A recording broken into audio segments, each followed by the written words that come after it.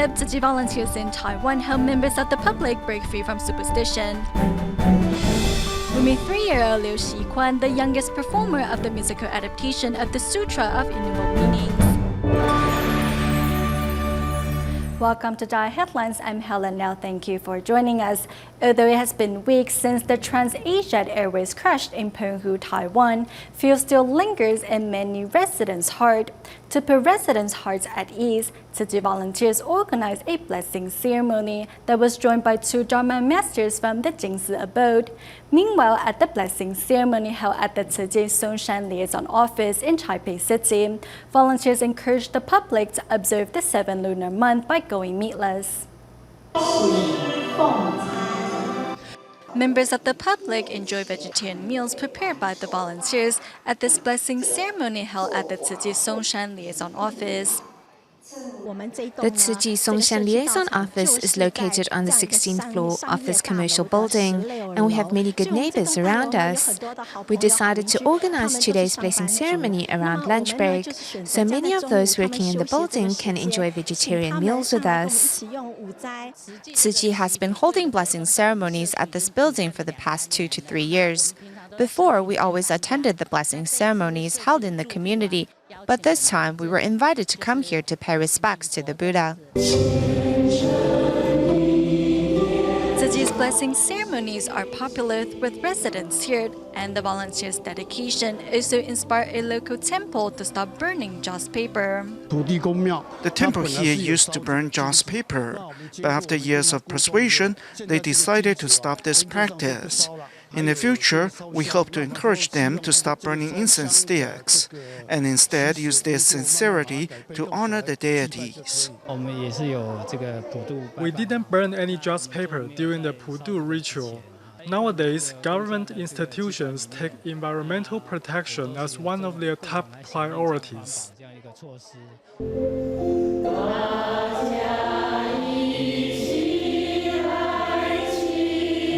At the end of the blessing ceremony, everyone prays for those affected by the recent explosions in Kaohsiung City.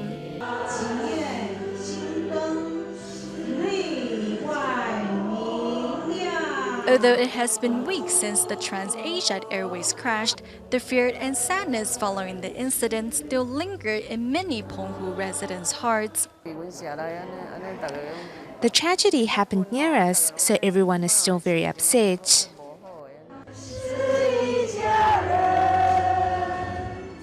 Thankfully, love and support from Taiwan has continued to pour into the area. We have many government officials and Tzu Chi volunteers here today to attend the blessing ceremony. We are one big family, so we should extend our blessings to one another. We need to pray for those who passed away in the incident. For bereaved family members, it is time for you to let go of your sorrows and move on.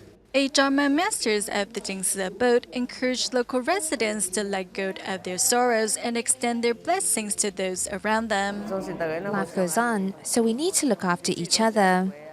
23-year-old soldier Chen Jinghong, who was helping out at the disaster site alone with his counterpart, says he has been praying for bereaved family members since the date of the incident. Our company commander was on the front line helping out and told us that all of us would be sent to the disaster site to provide assistance. Although we were frightened by the incident, our company commander reminded us that we were doing good deeds. Thanks to the Tzu Chi volunteers' love and support, local residents are slowly putting their sadness behind them as they get ready to move on with their lives. Here in Taiwan, the Keelung Water Lantern Festival is considered one of the most spectacular activities held during the Pudu Festival.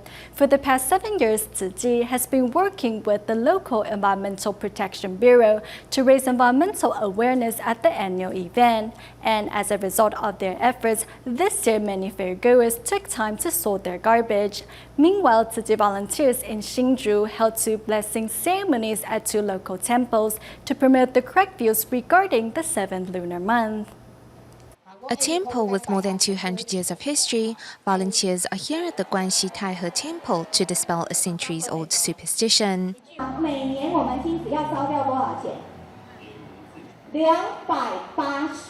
Since ancient times, the Chinese have offered sacrifices and burnt joss paper to seek peace during the lunar month of July, with the misconception that the more they burn, the more prosperous they will become. Such a waste of resources only causes our planet more harm than good. Not only does burning joss paper contribute to air pollution, it impacts the overall quality of our life. It's not about how elaborate your offerings are. You can put your hands together in prayer with a sincere heart. You don't need to use meat offerings. Activities during the month include preparing food offerings. At the Douxin Temple in Zhubei, volunteers learned that many superstitions stem from folk beliefs passed down from older generations. Our elders tell us that this month is Ghost Month and say we have to make offerings to appease the spirits. Otherwise, they will bestow bad luck and misfortune upon us. However, these superstitions are not entirely unshakable. The volunteers' explanation helped break many stubborn beliefs and offered new ways to observe the month. After listening to the volunteers, I will try my best to burn less joss paper. I will still burn it, but less.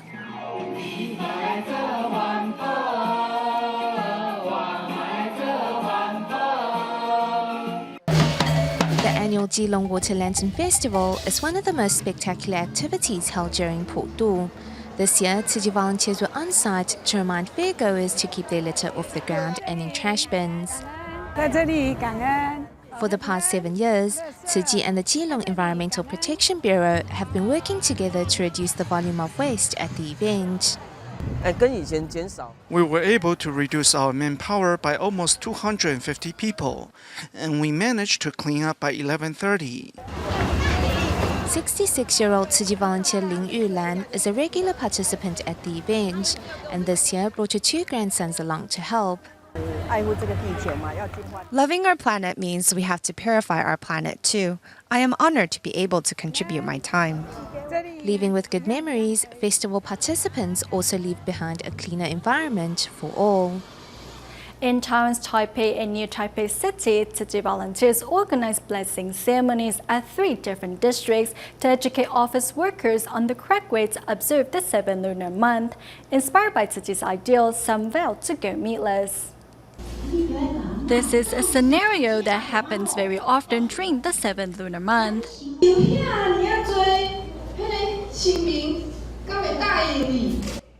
Using meat offerings and burning joss paper, are these the correct ways to garner blessings?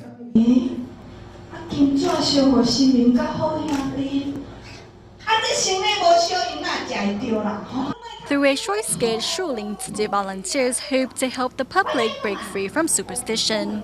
A sign language performance of Kneeling Lamb reminds everyone, including Wang Lai Shou, that fulfilling filial duties cannot wait.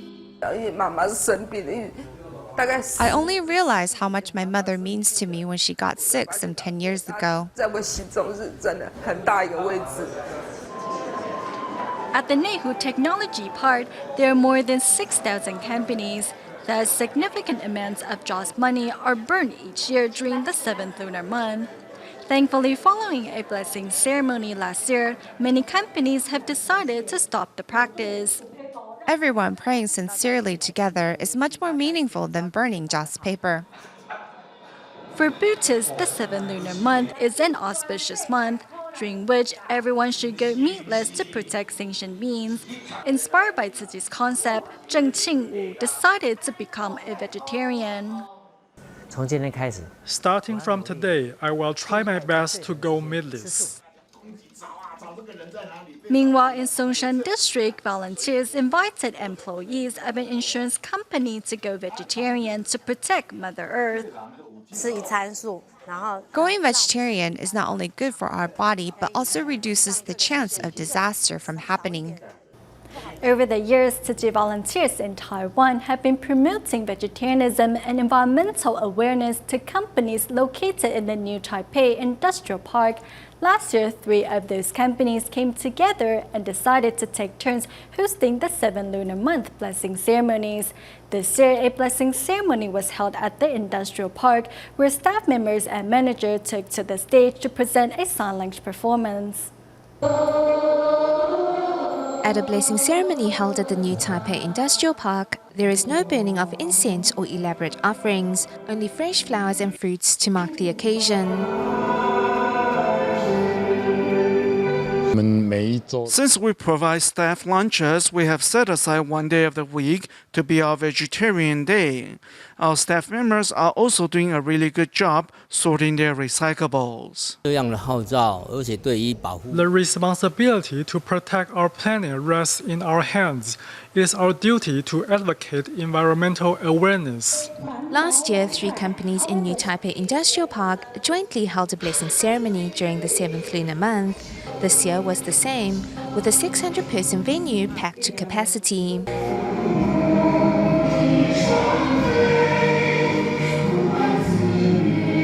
Since this is an auspicious month and a month of Thanksgiving, filial piety and joy, staff members presented a sign language performance of the song The Kneeling Lamb.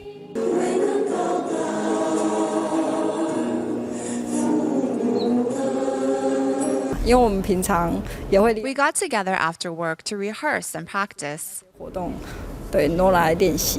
Whether it was standing or kneeling, each action was perfectly portrayed. This is the result of many hours of dedicated practice.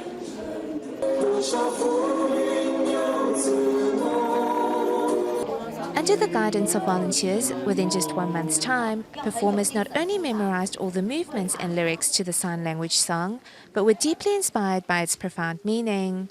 A section of the lyrics talks about fulfilling our filial duties. If we don't seize the opportunity to carry out our filial duties while our parents are still around, there won't be another opportunity once they're gone. Even if it's just one phone call, it makes all the difference. What's most important for our parents isn't necessarily what we say to them, what we buy them, or where we take them for holidays. To show their commitment, performers abstained from eating meat during each rehearsal and also took on a 3-day vegetarian diet prior to the performance. Before, I could never go meatless. Then I began to go meatless for breakfast, and gradually, every 1st and 15th day of the lunar calendar. At our corporate functions, we used to only have 1 table for vegetarians. Now we have to organize 2 to 3 tables. Although there comes a time where the curtains will fall, the goodness that transpires from this blessing ceremony will spread far and wide.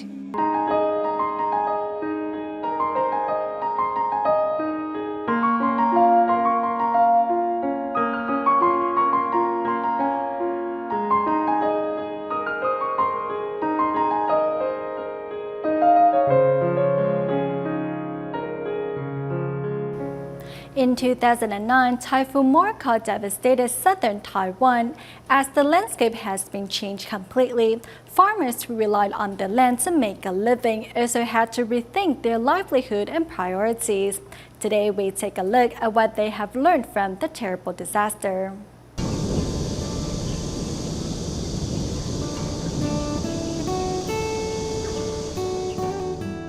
After the 88 floods, we moved to Shanlin DaAi community. It has already been 4 years. 70-year-old Chen Hongshi used to be a farmer in Jiaxian, Kaohsiung, but after Typhoon Morakot destroyed her farm up on the mountains, she moved down to the plains and now farms a rented field. It's sweet potato. I am now old. It's more convenient living here. The transportation is better here. I no longer have to worry about floods. Living on the mountains is scarier. Most of the 88 flood survivors who lived on the mountains now live down on the plains, like Grandma Chen. During the 88 floods, murky floodwaters carrying debris went right through the dike of Linbian River, destroying nearby wax apple orchards and fisheries, and forcing many farmers out of business. An abandoned fishery in Jiadong, Pingdong is now home to an array of solar panels. The 34-year-old landowner Li Zhenliang decided to give the environment here time to recover by renting out the land to an eco-friendly energy company. Though renting to a fishery makes better money, it's unstable. Right now, things aren't going well for anyone. I am young. Old people used to care only about money. But Typhoon Moraca has got everyone reevaluating what's more important. Under the array of solar panels sits a mushroom farm. Chen Dengtai used to be a fish farmer. Now he helps maintain the solar array and grows mushrooms for a living. As no pesticides or fertilizers are used, it is very environmental friendly. I used to grow wax apples, which use a lot of pesticides. When this solar array becomes useless after 20 years, perhaps this field can be used for more profitable and eco-friendly organic farming. So it's like giving the land time to recover.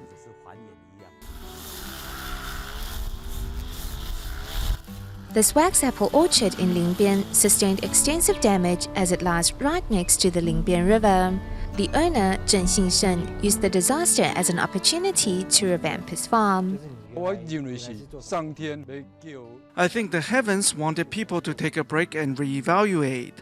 The method of growing wax apples is very unnatural. To make the industry more sustainable, we must adopt good agricultural practices. After the disaster, the paddies that occupied the wetland by the mouth of Lingbian River are now gone. Locals have teamed up with the Lingbian Culture Society to protect the wetland, which can also serve as a detention basin. We want to restore the environment back to the way it was when we were young, where people can come learn about the ecology of the river. Before Typhoon Moraca, people were fixed on maximizing their profits by abusing the environment. Having learned their lessons, people are now curbing their selfish desires and learning to live in harmony with nature. Tzu Chi's relief efforts to provide Typhoon Haiyan survivors with prefabricated homes continue in Sanxia of New Taipei City. Every day, hundreds of volunteers come forth to lend a hand. Next, let's meet two volunteers who have been there since day one. Over the past 100 days or so, a group of volunteers have worked tirelessly putting together prefabricated housing materials here in New Taipei City's Sanxia. Volunteer Lai Junting guides the volunteers, often having to repeat the same directions each day. Our biggest problem is that we get new people every day. To ensure Typhoon Haiyan survivors in the Philippines have a place to live, the construction of the prefab homes continues. With volunteers pouring in from all over to lend a hand, Liao Chungui's smile has yet to falter. We have to train new volunteers every day. We have to have patience and love. This way, they will be inspired to help with international relief efforts in the future. Knowing these prefabs are someone's future home, the two bodhisattvas take extra care to make sure each piece is perfect. If it's wrong, we can quickly remove the pieces and redo it. It's not that big a deal. Volunteers are mindful of the tiniest details, such as cleaning of the bathrooms.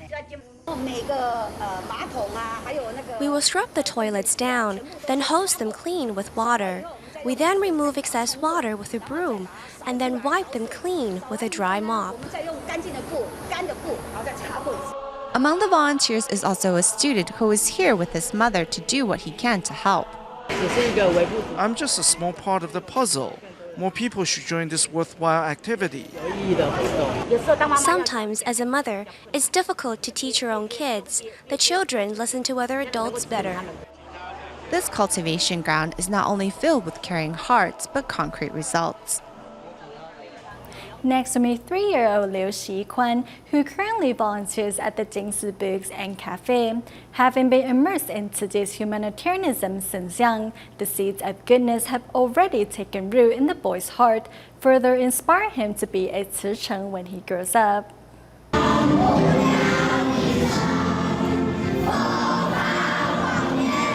As 3-year-old Liu Xikuan performs in a musical adaptation of the Sutra of Innumerable Meanings, there's no stage fright, only movements filled with focus and energy. Speak kind words, do good deeds, and think benevolent thoughts. Since June last year, Xikuan has been volunteering at the Jingsi Books and Cafe, where he has shown a strong affinity with serving others. Taking on chores such as sweeping floors and mopping tables, he has also formed good relationships with his co-workers. Xikuan has been influenced by the other kids who have been guiding him. My son sees the others as role models and follows them. When he first started, he didn't know how to clean tables. After about half a year, he now knows how to do it from top to bottom. He knows there's an order.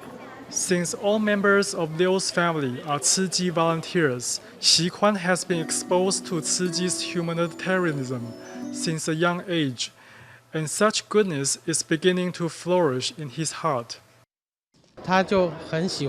He enjoys watching the Dharma masters chant sutras. Although he still can't read, he still pays close attention. And after a while, he started to study with others. Thanks to his family and co-workers, Xikuan already knows the importance of protecting the environment. Furthermore, he has made up his mind to be a Tzu when he grows up. In the United States, a group of Tzu Chis participated in the annual Youth Assembly at the United Nations to learn from other youth leaders. Meanwhile, Tzu Chis in Australia and New Zealand also each held a camp to remind themselves that walking the Tzu Chi path starts with living a life of simplicity.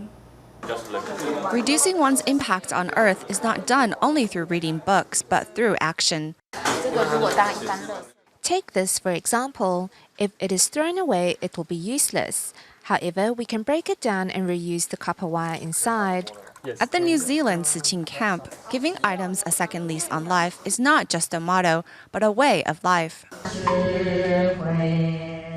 In Australia, at the Tzu Chi Melbourne Liaison Office, Tzu Chis who have taken on leadership roles have also gathered for a seminar. A few Tzu Chi volunteers from Taiwan even traveled to Australia to share their experiences with the young volunteers. As the future lies within the hands of the younger generation, camps like these hope to continue to instill the right ideals in the minds and hearts of Tzu Chis. Meanwhile, in the United States, a group of Tzu Chis hit the streets of New York with their homemade posters to make new friends. In Taiwan, we would probably not be so inclined to talk to strangers on the street, but here, the Tzu Chis are not afraid. We have learned much from our new friends. The 25 Tzu Chis from various states and 3 Tzu Chis from Taiwan also visit a senior home to share their youthful energy. Participating in the annual Youth Assembly at the United Nations, Tzu Chis take the opportunity to share Tzu Chi's ideals with youths from all over the world, and in return gain a broader perspective on the issues other young people care about. One of the goals of the Youth Assembly at the United Nations is to promote increased youth participation in NGO affiliates. Thus, the few days spent at the seminar inspired the Tzu Chis to make a larger impact in their communities upon their return home. We go to China's Fujian province at the end of the show. Tzu Chi volunteers in Xiamen City organize a blessing ceremony in front of the Dongshan Temple. During the event, volunteers put on a Taiwanese opera performance to educate the public on the correct way to observe the 7th lunar month. We'll leave you with these images. Thank you for watching DaAi Headlines. Goodbye.